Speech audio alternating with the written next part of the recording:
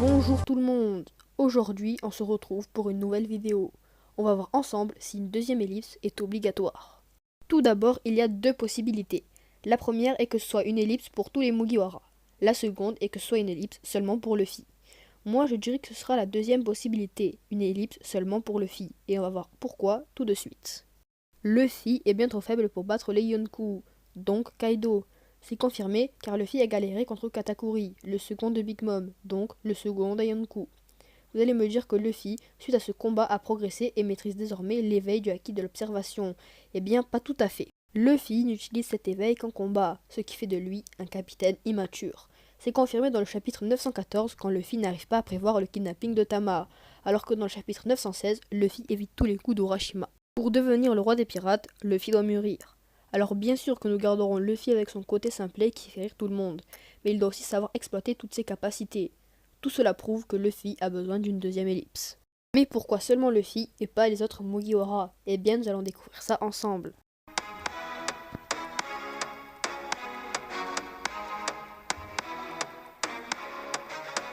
Zoro est tout simplement hyper fort. Il est le seul Mugiwara à n'avoir jamais été en galère dans le Nouveau Monde. Il est d'autant plus mature car c'est lui qui met en garde Luffy des dangers du Nouveau Monde, comme à Punk Hazard ou encore à Zou quand il dit qu'il n'est pas très sage d'affronter deux Yonkou en même temps. De plus, Zoro a été entraîné par le meilleur épéiste au monde, Dracul Mihawk. Actuellement, il ne peut pas être plus fort, sauf en enchaînant les combats.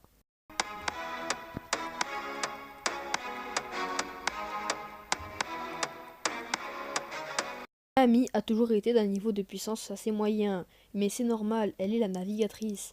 Pendant 2 ans, Nami a appris la navigation du Nouveau Monde, donc à part partir à l'aventure, elle n'apprendra plus rien. Nami est l'une des personnes les plus matures de l'équipage.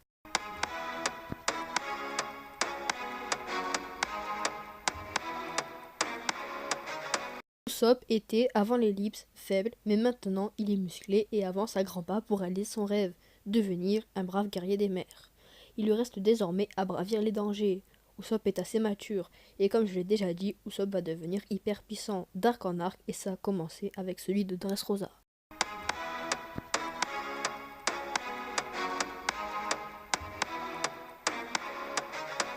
Sanji est assez fort, mais il ne nous a pas encore montré toutes ses capacités, donc ça promet. Sanji est assez mature, mais bon, il ne changera jamais auprès des femmes.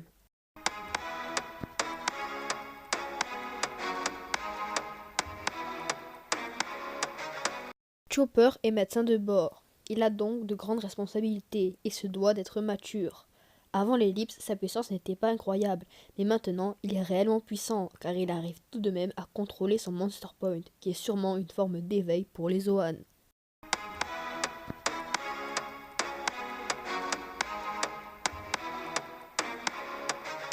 Robin a toujours eu une puissance moyenne, mais elle a désormais un grand potentiel. Elle a passé 2 ans avec l'armée révolutionnaire. Elle sait forcément plus de choses sur les poneglyphes. Il ne lui reste plus qu'à aller les trouver, donc pas besoin d'ellipse. Elle a aussi une très grande maturité.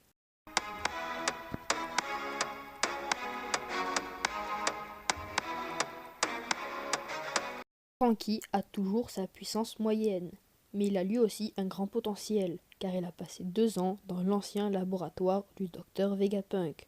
Franky est un cyborg. Il a donc appris plein de choses concernant la robotique, mais aussi la mécanique, et pour preuve, il s'est construit un nouveau corps assez balèze. Franky est assez mature, mais il se fera toujours entourlouper par Luffy, Usopp et Chopper à cause de ses nombreux accessoires.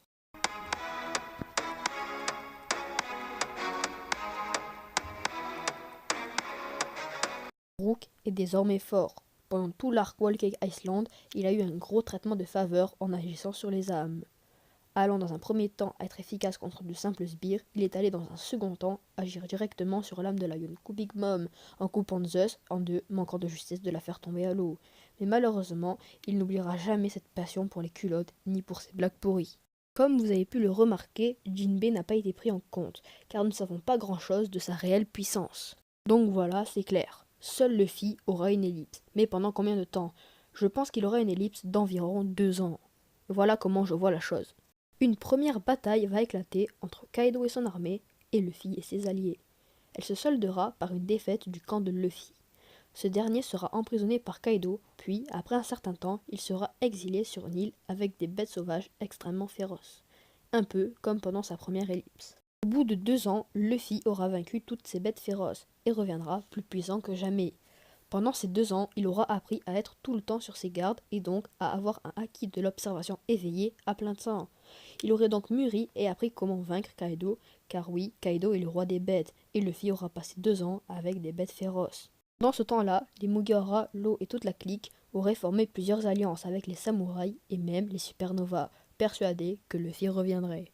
C'est peut-être un peu tiré par les cheveux, mais c'est comme ça que je vois la chose. Et voilà les amis pour cette courte théorie. J'espère que ça vous a plu parce que ça m'a demandé beaucoup de temps et de réflexion. Moi je vous dis à très vite. Ciao.